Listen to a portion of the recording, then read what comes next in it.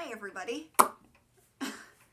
I don't expect anybody to notice because why would they? But we put up a podcast yesterday about the 6105, and now we're going to talk about it in a video. That's why we're here. That's why we're here. So we're doing the follow-up video companion to the podcast. This is podcast number 2, talking about the 6105 generally and some other stuff like that. So, woo! Okay, so we're going to break and we're going to go to the bench. So I'll give an introduction here. This is an example of what good looks like. It's not perfect, but it's very, very good. It has some minor marks here on the insert, but the rest of it is excellent.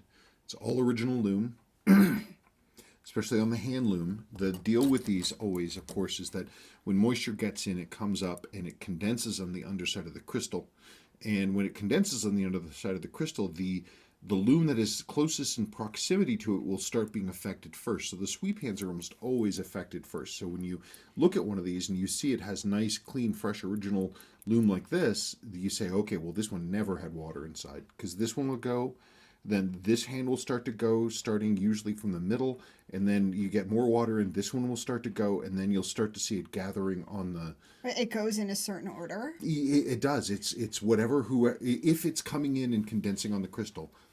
I mean, there's other things. Like I've seen them where water has gotten in through the crystal and it comes in from the edges, and then the dial gets destroyed and the hands are okay, but that's pretty rare. This is a not bad original dial. But this is the kind of patina we see. This is dealable. It's just kind of grayed out. But a lot of times when it's really, really bad, and unfortunately, I don't have a 6105 that shows what it looks like when it gets really bad. But I have this, which is a sport diver. And this one got a fair amount of water inside. You can actually see the gray blackness of this. And if you really get a lot of water into these, they'll turn black. Yeah, I've seen those come in. And just black. Yeah, so that's the thing. Seiko loom is reactive to water. And this would have been actually a really nice watch if it had not gotten filled with water. Okay, so is relooming these as hard as the 6309? Well, I don't reloom 6309s at all because they're a flat dial. Right. I mean, like here, this is the same kind of printed dial as the 6309 with the same linen pattern, same flat printing. There's no way for me to reloom this and have it look even slightly different. Yeah, I see that that is not... No, not that. That is not, like, flat. Yeah. No, this. This? No, these are not flat. The way that these work, these indices, these markers, is that they're basically hollow loom wells. Yes, they can be reloomed. So you basically dig out all the old loom and then you put new loom in. But these are really kind of a pain in the butt because you have to...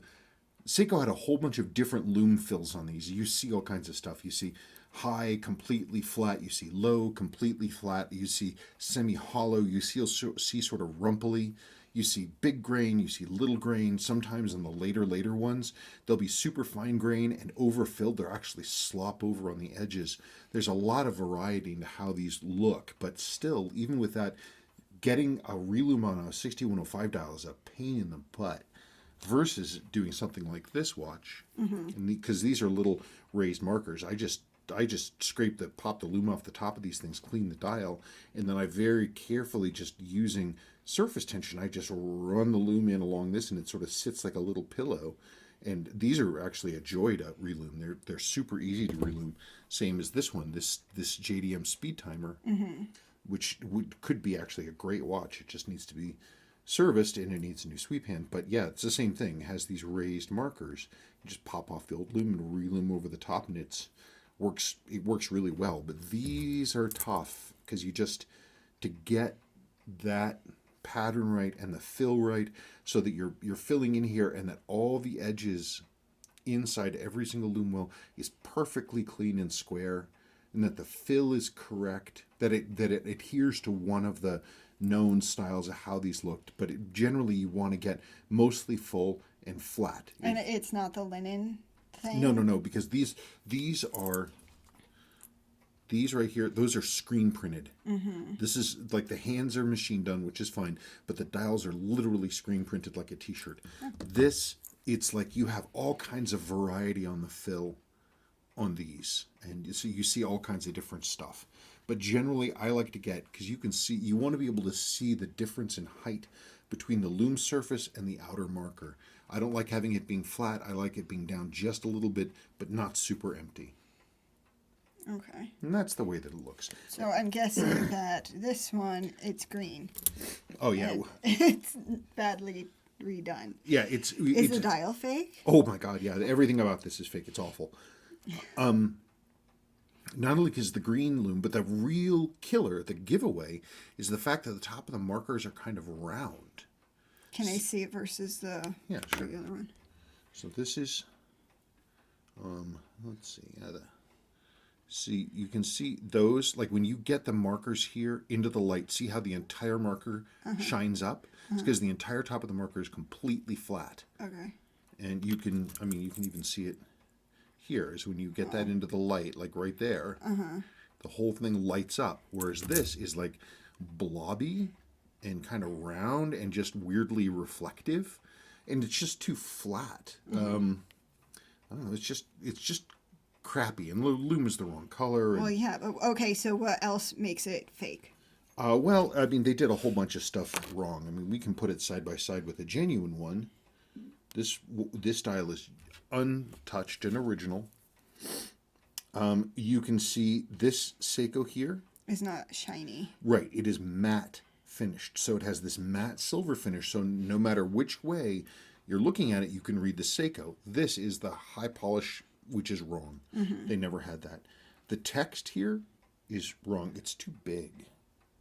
Okay. You see, it's too big and it's kind of blobby. And look at how fine the little Sua is there. Yeah, it's smaller and that one's big. Right. And what about the bottom numbers? Again, Seiko's thing is always super fine printing, extremely clean. Also note that it looks to me, they didn't do a bad job on the chapter marks. They're a little thicker than they ought to be. Yeah, they are. Yeah, but you'll notice too, look at the date window. See, it has these nice rounded outer corners. And this is just this square thing. Okay. And it just looks wrong. Also, you notice automatic is bigger here, and here it's smaller, tighter, and cleaner. And that's what's going on. Oh, and you can also see these 60105 dials came in two variations. Let's see here. Oh no, that's it. They came in a solid back and a hollow stamp. So we can see these are both original dials. This one was badly damaged, and I sort of resurrected it as best as I could, just sort of as an exercise to see if I could do it. But they came in two varieties. They came in the flat back like this with the machine milled, or they came with the hollow stamped like that. Why were they? I don't know. Did they come out at different times? I've seen them early. I've seen them late. I haven't. I'm not aware of any rhyme or reason as to why they'd be hollow stamped or why they wouldn't. I have no idea. But these are flat backed, obviously, but they're not as sturdily built as the other ones. Do they have the date on the back? Yeah, this one 2/1. 72. Yeah, January 72. And that one, it had a date on it, but I think with the water damage, it can't be seen anymore. This one also has a date. March 72. Correct. Yay, I'm getting better. Yep, that's the way that it goes. But it's just the thing is that it's so easy for the loom to be damaged, and that's one of the primary reasons why the loom condition is such a huge factor in the value and cost of these. Yeah, this is ours. I've had this for a long time. This one, it came to me with a personalized case back. Somebody put ANH on it, so I call this one a New Hope. I know. You do? Well, yes. I'm telling them. Oh, you looked at me. I'm telling them. Oh, okay. I wish that you had a whole put together fake one, but you don't.